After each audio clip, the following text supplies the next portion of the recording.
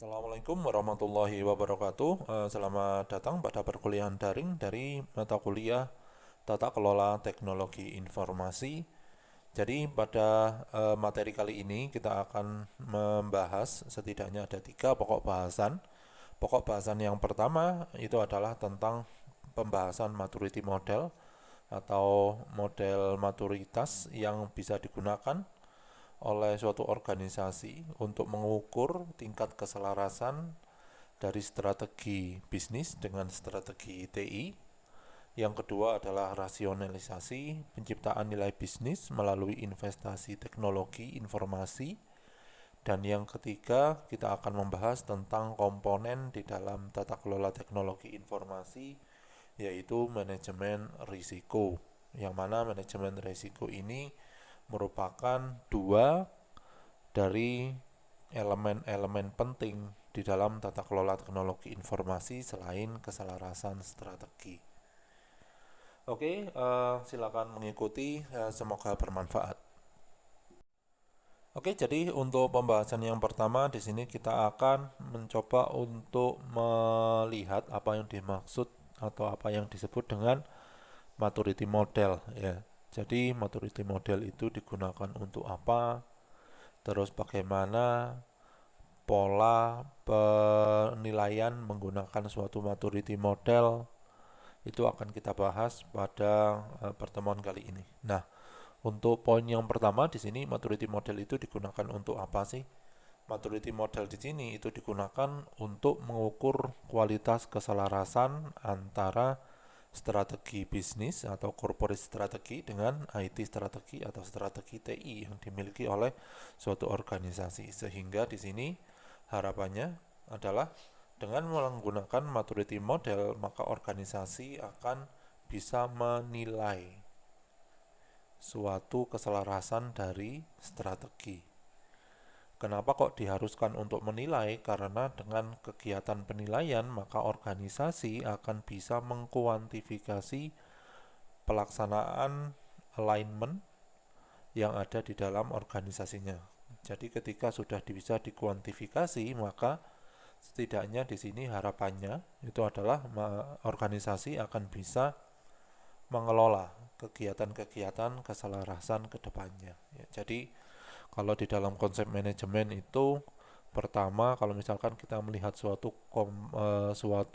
objek atau suatu konteks yang suatu objek ya, suatu objek yang abstrak, maka agar bisa dilakukan pengelolaan terhadap objek tersebut, maka kita harus memahami terlebih dahulu komponen-komponen pembentuknya. Jadi yang pertama yang harus dilakukan adalah mengartikulasikan apa yang dimaksud dengan objek tersebut dan mengubahnya menjadi variabel dan elemen-elemen yang ada di dalamnya.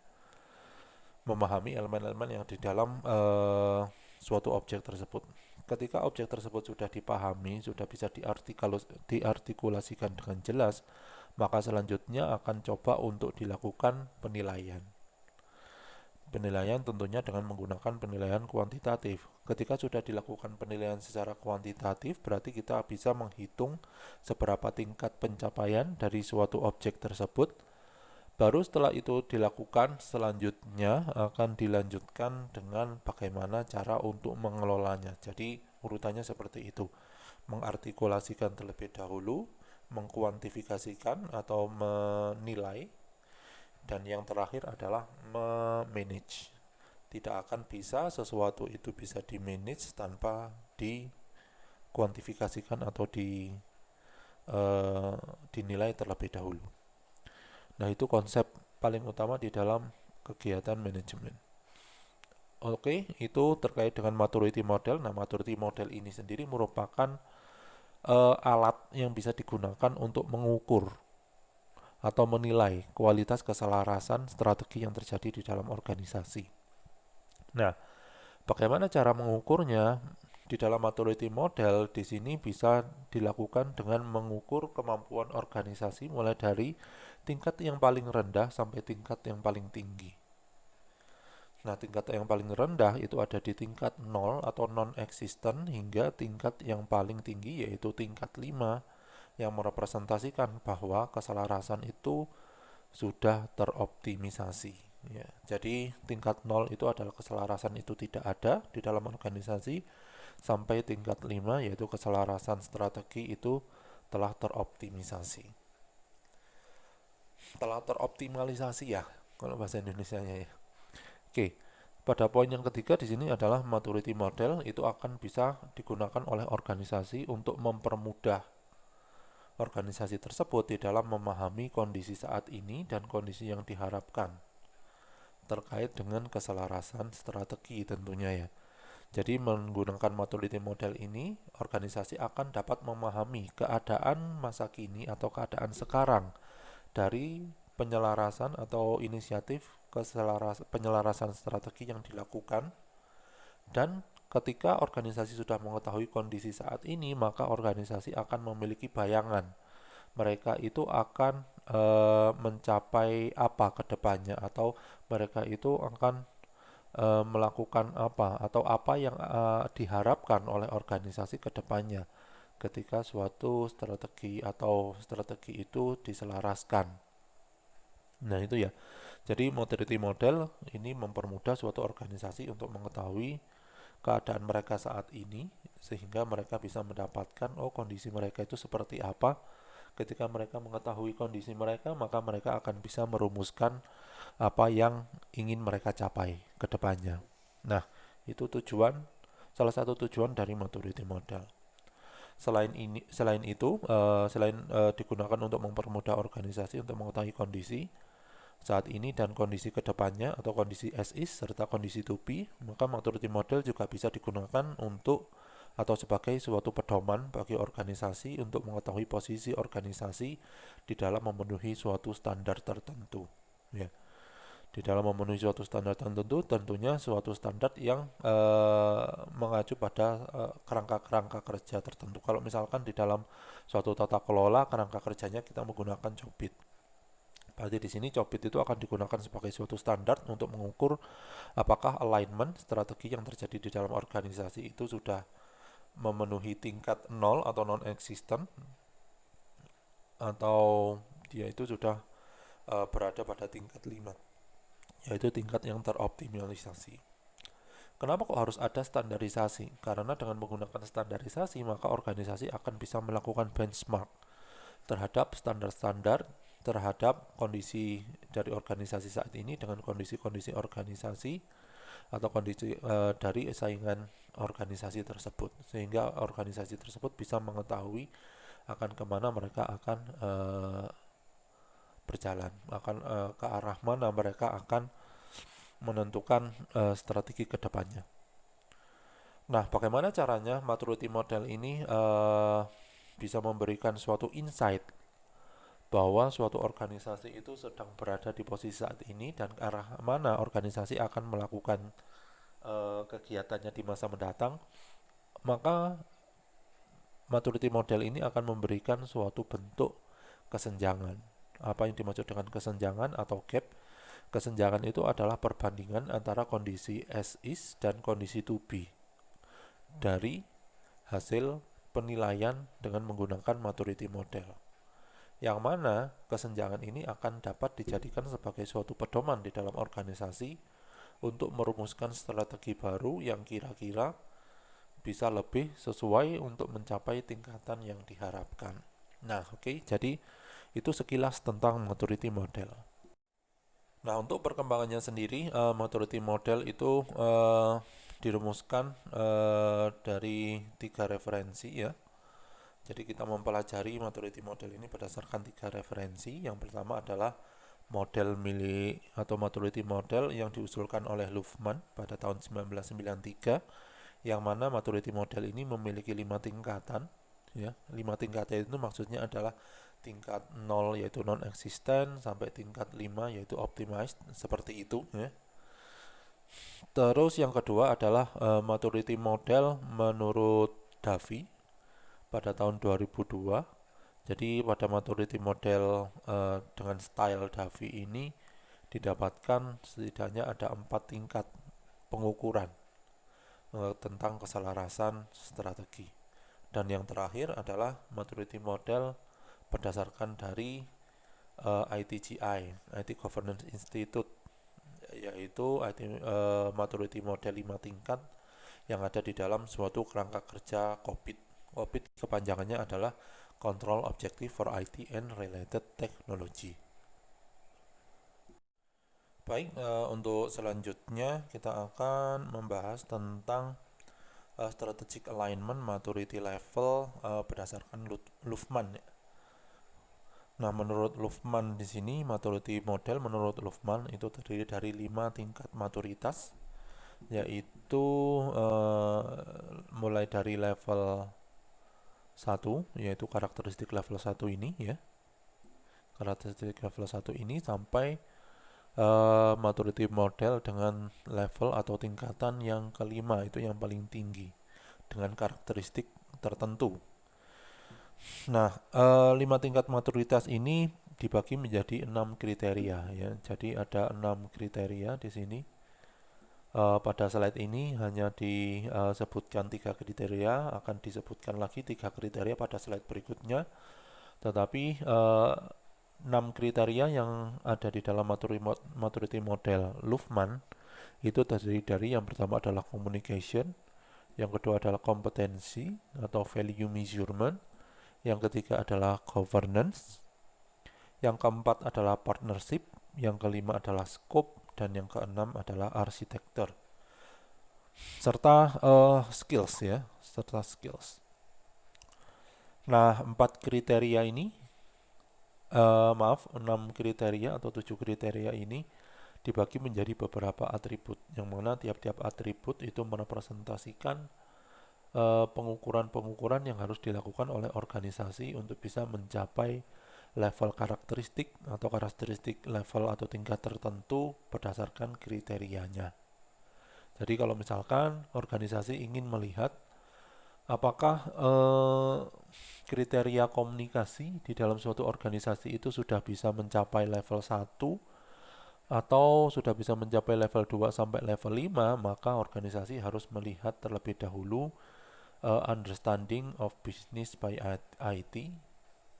Terus setelah itu understanding of IT by business, atau atribut-atributnya yaitu inter atau inter-organizational learning, atau bagaimana organisasi itu bisa membagi knowledge atau apa itu namanya membagi knowledge antar organisasi atau di dalam sebuah organisasinya sendiri, rigidity dari protokolnya atau apa itu namanya kegiatan-kegiatan atau prosedur yang terjadi di dalamnya, knowledge sharing atau bisa sharing, apakah di dalam organisasi itu memungkinkan untuk melakukan sharing knowledge atau sharing pengetahuan antar staf yang ada di dalam organisasi. Dan yang terakhir adalah apakah terjadi yang namanya efektivitas di dalam rekanan antara organisasi itu dengan organisasi yang lain. Nah, itu yang dimaksud dengan atribut-atribut. Jadi untuk melihat apakah komunikasi ini sudah bisa mencapai tingkat pertama atau tingkat kelima atau sampai tingkat kelima, maka organisasi harus melihat apakah atribut-atributnya ini memenuhi di tingkat komunikasi. Begitu juga untuk kriteria kompetensi atau value measurement dan juga terkait dengan governance. Ya, jadi mungkin saya bacakan saja untuk karakteristik level 1 dan karakteristik level 5 di sini. Jadi kalau misalkan dilihat dari kriteria komunikasi, maka organisasi mencapai karakteristik level 1 jika understanding of business by IT-nya itu minimum, jika understanding atau pemahaman dari IT terhadap bisnis atau keselarasan antara IT dengan bisnis atau komunikasi yang terjadi antara departemen-departemen IT dengan bisnis itu dilakukan minimum, organizational learning-nya atau pemahaman terkait dengan proses yang terjadi di dalam organisasi oleh orang-orang yang ada di dalam organisasi dan intra-organisasi atau antar-organisasi itu dilakukan secara ad hoc atau secara mendadak. Protokol rigidity-nya adalah berbentuk command and control. Knowledge sharing-nya dilakukan secara ad hoc. Liaison breadth atau effectiveness-nya itu adalah dilakukan juga secara ad hoc. Nah, itu ketika itu dilakukan secara minimum dan ad hoc, maka akan memenuhi karakteristik level 1. Sedangkan untuk karakteristik level 5 berarti pemahaman atau keselarasan antara bisnis dengan IT-nya itu pervasif, atau IT tidak bisa dipisahkan lagi dengan bisnis. Begitu juga dengan atribut yang kedua. Untuk atribut yang ketiga adalah learning organization-nya itu strong dan terstruktur. Artinya ada uh, prosedur-prosedur yang ditetapkan oleh organisasi agar memudahkan kegiatan learning. Protokol redigitinya adalah informal, knowledge sharing-nya adalah extra enterprise, dan liaison breadth of effectiveness-nya adalah extra enterprise. Artinya tidak cuma mengikut atau meliputi apa yang ada di dalam organisasi, tetapi juga yang ada di luar organisasi. Itu yang disebut dengan karakteristik level 5 menurut Luhmann. Oke, begitu juga dengan kriteria-kriteria yang ada di dalam kompetensi atau value measurement. Untuk karakteristik level yang pertama, bagaimana cara untuk menilai IT-nya itu tidak berelasi ke bisnis, bagaimana cara menilai suatu bisnisnya itu ad hoc, tidak berelasi ke IT. Balance metric yaitu bagaimana melakukan penilaian antara bisnis dengan IT-nya itu tidak terlink atau tidak terjadi keselarasan atau tidak ada yang namanya linkage atau tidak menjadi satu kesatuan. Service level agreement-nya itu sporadis atau tidak ada service level agreement yang menentukan suatu layanan organisasi, suatu tingkat layanan dari suatu organisasi, sedangkan untuk benchmarkingnya itu tidak dipraktekkan, asesmennya tidak ada, sehingga tidak ada continuous improvement. Nah, itu merupakan karakteristik level 1 di dalam kompetensi. Ya, untuk karakteristik level 5 mungkin bisa dibaca sendiri ya. Jadi di sini disesuaikan dengan pencapaian atribut-atributnya. Oke, jadi itu terkait dengan strategic alignment maturity level menurut Luhmann. Baik, kita akan lanjutkan untuk pembahasannya ke lanjutan tentang strategi alignment maturity level menurut Luhmann ya. Jadi seperti yang telah disebutkan di awal tadi bahwa ada setidaknya 6 dari kriteria yang harus dievaluasi oleh organisasi untuk bisa mendapatkan suatu maturity level atau tingkatan maturitas, mulai dari maturitas pertama sampai maturitas dengan tingkatan yang kelima menurut Luhmann ya, yang mana tiap-tiap kriteria itu dibagi menjadi beberapa atribut untuk bisa melihat apakah suatu organisasi itu sudah mencapai strategic alignment dengan tingkatan tertentu. Maka menurut Luhmann organisasi harus melihat berdasarkan atribut-atributnya. Jadi di sini kita akan bisa melihat atribut-atribut milik kriteria mulai dari partnership, scope and arsitektur, dan skills. Jadi partnership itu merepresentasikan bagaimana organisasi ini bisa berpartner dengan organisasi yang ada di lingkungan sekitarnya. Sedangkan scope dan arsitektur merepresentasikan tentang arsitektur-arsitektur yang harus ada di dalam suatu organisasi, mulai arsitektur bisnis, arsitektur data informasi, arsitektur sistem informasi, arsitektur teknologi. Itu yang harus didefinisikan di dalam organisasi. Dan yang terakhir adalah skill atau kapabilitas dari tiap-tiap individu di dalam sebuah organisasinya itu sendiri. Nah, tiap-tiap kegiatan atau tiap-tiap kriteria ini pasti akan memiliki suatu atribut, yang mana atribut itu akan bisa digunakan untuk menilai tingkat keselarasan dari strategi. Yang mana ketika suatu organisasi sudah menilai tingkat keselarasan strategi, maka organisasi itu akan mendapatkan suatu keadaan organisasi saat ini.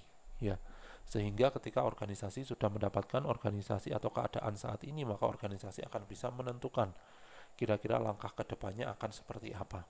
Nah, jadi contohnya adalah ketika organisasi sudah memenuhi atau level yang pertama, maka organisasi akan bisa mentargetkan mereka akan mencapai, misalkan dalam 5 tahun ke depan mereka akan mencapai level 2 atau level 3. Tidak boleh bisa langsung level 5, karena kalau misalkan organisasi ingin mencapai level 5, maka harus ada perubahan secara fundamental di dalam sebuah organisasi tersebut. Jadi dilakukan secara bertahap ya. Jadi dari level 1 maju atau ke level 2 terlebih dahulu. Setelah level 2 terpenuhi, baru ke level 3 baru ke level 4 baru ke level 5. Nah, oke, jadi itu merupakan apa yang dimaksud dengan strategi alignment maturity level menurut Luhmann. Oke, untuk strategic alignment model yang kedua, setelah kita mempelajari strategic alignment model menurut Luhmann, sekarang kita akan mencoba untuk melihat strategic alignment maturity model menurut Davy. Kalau misalkan kita lihat dari Luhmann tadi ada 5 tingkat ya, 5 tingkat maturity model, maka di sini di dalam Davy itu terdapat 4 tingkat. Tetapi sebenarnya tujuannya juga sama, yaitu untuk melihat kondisi strategic alignment dari organisasi, untuk menilai strategic alignment organisasi saat ini, sehingga organisasi paham tentang keadaan mereka saat ini ya, terkait dengan strategic alignment, sehingga organisasi akan bisa, ketika organisasi sudah paham tentang kondisi saat ini, maka organisasi akan bisa menentukan langkah ke depannya seperti apa.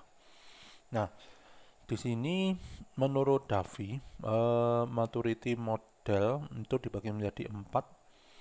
Untuk level yang pertama yaitu uneasy alliance, level yang kedua atau tingkat yang kedua supplier and consumer relationship, level yang ketiga yaitu codependence atau grudging respect, dan maturity level yang keempat yaitu united we succeed, divided we fail. Ya, jadi berarti level 1 sampai 2-nya merepresentasikan beberapa kriteria ya, mulai dari uneasy alliance sampai united we succeed, divided we fail.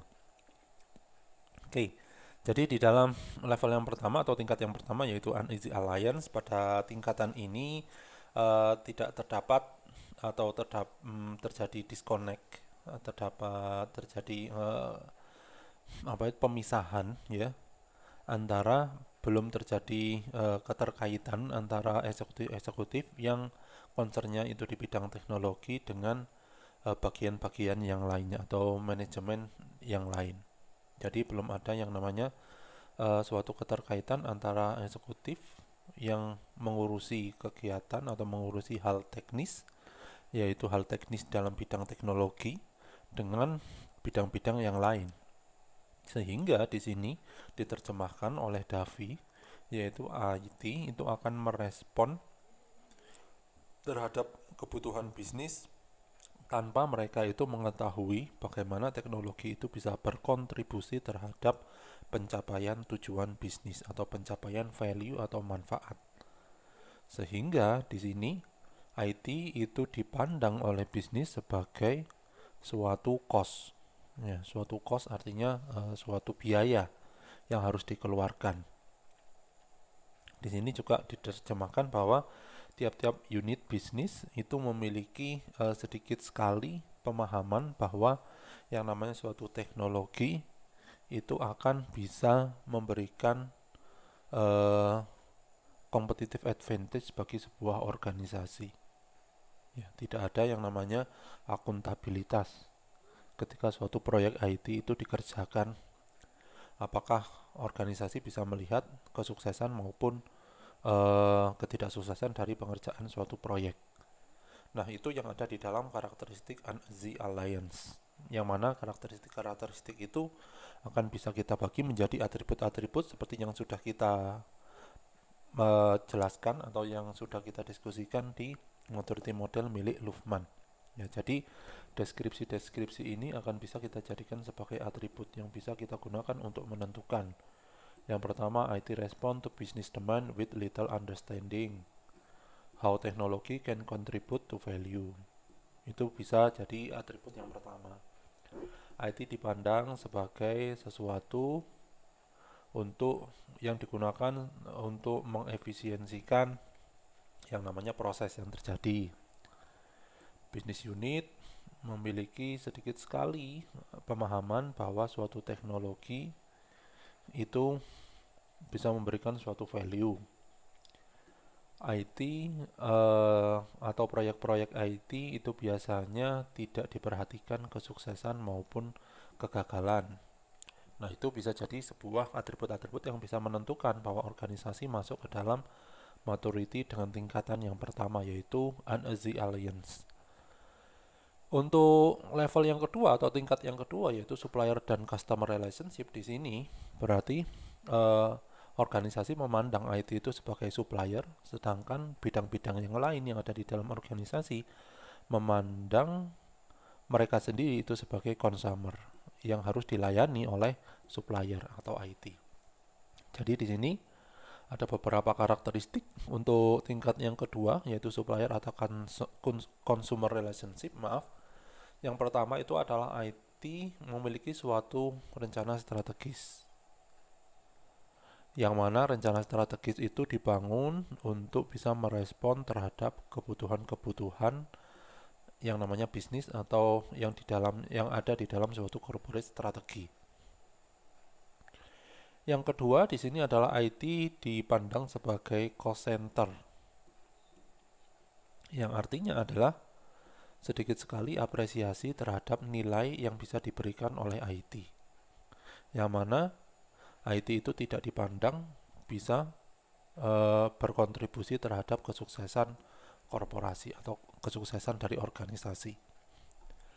Pada tingkatan ini, IT itu masih belum dipandang sebagai suatu langkah strategik. Tetapi dan IT eksekutif tidak diikutkan di dalam pembuatan suatu strategi korporasi atau strategi bisnis. Oke. Jadi itu merupakan atribut-atribut yang ada di dalam maturity tingkatan yang kedua, yaitu supplier dan consumer relationship. Sedangkan maturity level yang ketiga, yaitu codependence atau grudging respect. Di sini adalah karakteristiknya adalah bisnis sekarang sudah mulai dependent atau sudah mulai apa itu namanya? Sudah mulai uh, bisnis itu sudah mulai tidak bisa dilakukan tanpa ada bantuan atau tanpa bantuan dari IT. Ya. Jadi bisnis itu sudah sadar bahwa mereka itu tidak akan bisa melakukan kegiatannya dengan baik tanpa ada bantuan IT. Ya. Nah, di sini bisnis sudah mulai memahami bahwa IT itu akan bisa digunakan untuk mencapai suatu kompetitif strategi atau keunggulan strategi, keunggulan yang hanya dimiliki oleh organisasi, keunggulan yang dimiliki oleh organisasi yang membuat organisasi tersebut bisa survive. Sehingga di sini CIO atau Chief Information Officer, yaitu pimpinan di dalam bidang IT atau di dalam bidang teknologi, sudah memahami terkait dengan keterkaitan antara IT itu dengan proses-proses bisnis yang terjadi di dalam sebuah organisasi. Sehingga sudah mulai dipandang bahwa harus ada yang namanya suatu IT yang menjembatani persebaran atau keterkaitan informasi atau keterkaitan data antar departemen-departemen yang ada di dalam sebuah organisasi. Ketika organisasi itu sudah memahami bahwa IT itu akan bisa digunakan untuk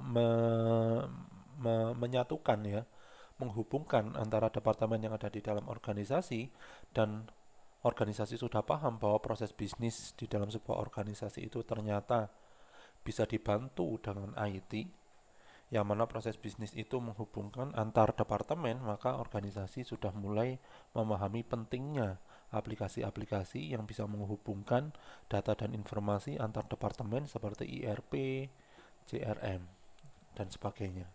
Itu ya. Dan karakteristik selanjutnya adalah internet atau organisasi sudah mulai melihat bahwa internet itu bisa menjadi suatu opportunities atau suatu peluang untuk bisa membuat suatu e-bisnis. Sehingga yang namanya suatu IT dan bisnis itu bisa menjadi align atau bisa menjadi suatu bisa lebih selaras. Nah, di sini CEO sebagai pimpinan dari eksekutif mulai melihat bahwa IT itu akan bisa digunakan untuk meraih competitive advantage, atau IT itu akan bisa digunakan sebagai tools atau alat untuk bisa meraih competitive advantage. Nah, itu yang disebut dengan maturity level yang ketiga, yaitu codependence atau grudging respect. Maturity level yang keempat atau maturity level yang terakhir, yaitu united we succeed, divided we fail. Dalam stage atau tahapan ini atau tahapan yang keempat ini, bisnis dan IT itu sudah sangat menyatu sehingga tidak bisa dipisahkan. Itu yang disebut dengan inextricably entwined. Di sini bisnis eksekutif itu sudah paham bahwa IT itu akan bisa digunakan untuk menghasilkan atau memunculkan kompetitif strategi di dalam sebuah organisasi sehingga mereka itu tidak berpikir dua kali ketika dilakukan yang namanya kegiatan investasi teknologi. Yang mana tetap dilakukan estimasi terhadap biaya, estimasi terhadap risiko, tetapi mereka sudah mulai yakin bahwa IT itu akan bisa memberikan suatu atau bisa mendeliver suatu value yang bisa membawa organisasi ini meraih competitive advantage-nya. Sehingga di sini bisnis sudah mulai paham bahwa mereka itu tidak bisa berlanjut atau tidak bisa melakukan kegiatannya tanpa sebuah IT. Dan IT itu memiliki little or real value atau IT memiliki suatu value atau manfaat yang sedikit jika IT itu tidak mendukung suatu kebutuhan-kebutuhan bisnis di dalam organisasi. Implikasinya adalah hanya terdapat satu strategi, yang mana di dalam strategi tersebut terdapat bagaimana IT dan bisnis itu dibangun secara terkolaborasi. Apapun jenis bisnisnya, baik itu bisnis yang bekerja atau bergerak di bidang teknologi atau bisnis yang bekerja di bidang komunikasi maupun bisnis-bisnis yang merepresentasikan atau berjenis brick and click. Brick and click itu apa? Jadi organisasi itu punya suatu warehouse. Kegiatan transaksional yang dilakukan oleh organisasi itu bisa dibantu dengan IT. Untuk pemesanan barang bisa dibantu dengan IT, itu yang dimaksud dengan brick and click. IT itu akan tetap menjadi suatu keharusan di dalam suatu organisasi agar organisasi itu bisa mencapai competitive advantage. Nah, itu merupakan empat tingkatan ya dari alignment maturity model dari strategic alignment maturity model menurut Davy, yang mana organisasi itu akan bergerak mulai dari uneasy alliance, dilanjutkan ke supplier and consumer relationship, baru masuk ke level yang ketiga yaitu codependence atau grudging respect, baru bisa organisasi itu masuk ke level yang keempat atau tingkat yang keempat yaitu united we succeed, divided we fail. Nah, itu merupakan penjelasan tentang strategic alignment maturity model menurut Davy. Oke, untuk selanjutnya kita akan melihat strategic alignment maturity model yang terakhir berdasarkan strategic alignment model yang diusulkan oleh ITGI, Information Technology Governance Institute. Itu ITGI ya. ITGI ini yang membuat COBIT. Yang membuat suatu standar yaitu COBIT.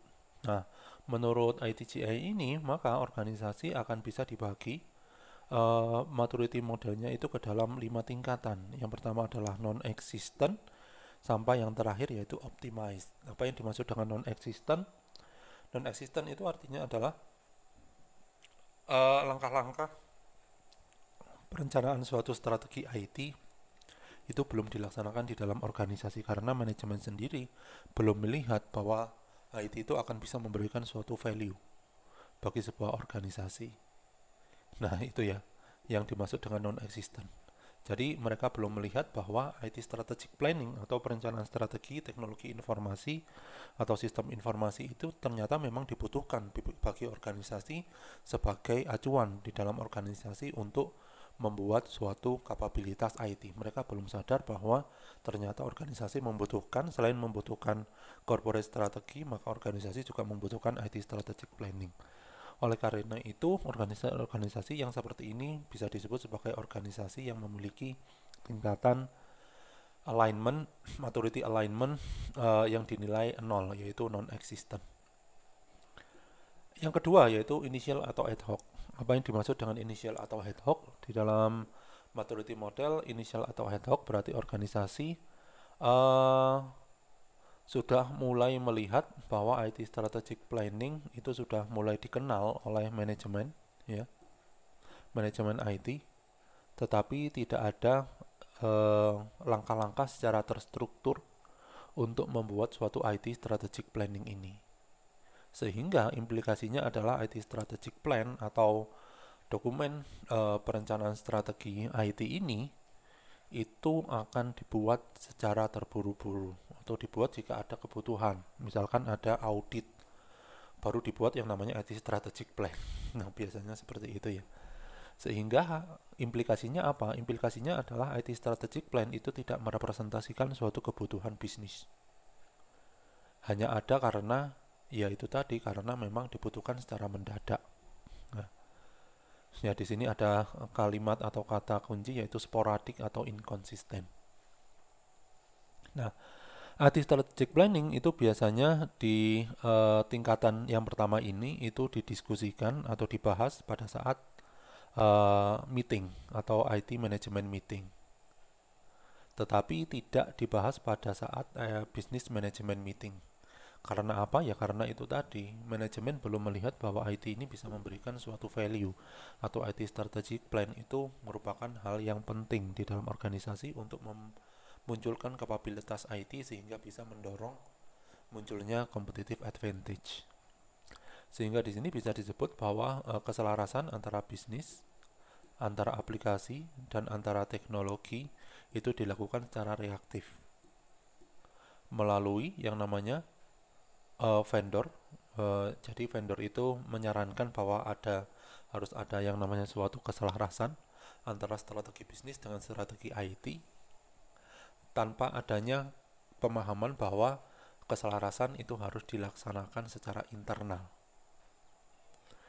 Nah, implikasinya lagi adalah kegiatan untuk penentuan resiko itu dilakukan secara project atau berbasis project, tidak ditentukan berdasarkan portofolio dari aplikasi yang ada. Nah, itu merupakan tingkatan yang ada di dalam initial atau ad hoc. Yang kedua yaitu repeatable but intuitive, artinya adalah IT strategic planning itu dipahami oleh manajemen IT bahwa itu penting tetapi tidak didokumentasikan. Sayang sekali karena kalau misalkan tidak didokumentasikan maka tidak akan ada representasi secara formal terkait dengan IT Master Plan yang harus ada di dalam organisasi. Ketika tidak direpresentasikan secara formal, maka implikasinya adalah ya tidak ada referensi yang bisa diacu ketika organisasi itu ingin membuat suatu arsitektur IT yang bisa menjawab kebutuhan bisnis organisasi yang ada. Nah, di sini karakteristiknya adalah IT strategic planning itu dilaksanakan oleh IT manajemen, tetapi dibagi atau ya di-share dengan bisnis manajemen sesuai dengan kebutuhan-kebutuhan yang ada, berdasarkan kebutuhan dari bisnis manajemen itu. Jadi baru ketika organisasi atau departemen-departemen yang ada di dalam organisasi itu membutuhkan adanya suatu keselarasan, maka IT manajemen atau CIO itu baru melakukan yang namanya suatu IT strategic planning.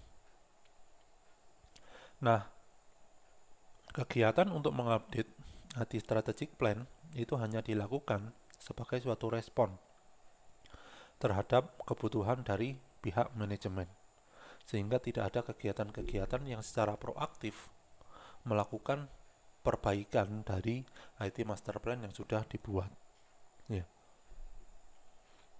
Di sini strategic decision masih dilakukan secara atau berbasis project, ya, tanpa ada konsistensi terhadap kegiatan atau strategi secara menyeluruh dari strategi organisasi secara menyeluruh, sehingga penentuan risiko itu belum begitu diterapkan secara menyeluruh di dalam suatu organisasi, sehingga penentuan risiko itu masih dilakukan secara intuitif. Nah, itu terkait dengan tingkat yang kedua, yaitu repeatable but intuitive. Di tingkatan yang ketiga, yaitu define process, di sini mendeskripsikan bahwa aturan-aturan itu didefinisikan atau IT strategic plan itu akan mendasari bagaimana suatu aturan itu didefinisikan di dalam sebuah organisasi.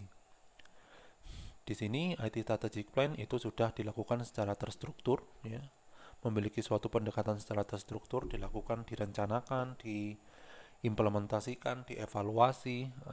Hasil dari evaluasi itu memiliki suatu feedback tertentu. Jadi di sini sudah dilakukan secara terstruktur, yang mana kegiatan terstruktur itu tentu saja harus didokumentasikan dan disebarkan ke seluruh staf, sehingga setiap staf itu mengetahui bahwa IT strategic plan itu ada dan memiliki fokus tertentu. Nah, itu terkait dengan define proses, sedangkan untuk manage dan measurable adalah di sini di strategic plan itu memiliki suatu praktek-praktek standar, yang mana praktek standar itu memiliki suatu dilakukan penilaian tertentu, ya. Jadi standar atau praktek-praktek atau proses yang ada di dalam IT Master Plan itu memiliki suatu indikator, yang mana indikator itu akan bisa digunakan untuk menilai apakah pelaksanaan dari IT Strategic Planning atau IT Master Plan ini sudah dilakukan dengan baik atau tidak.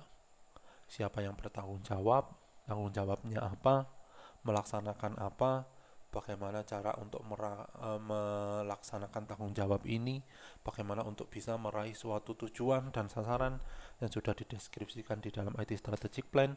Itu semuanya dilakukan secara terkelola dengan baik dan bisa terhitung atau bisa dikuantifikasikan.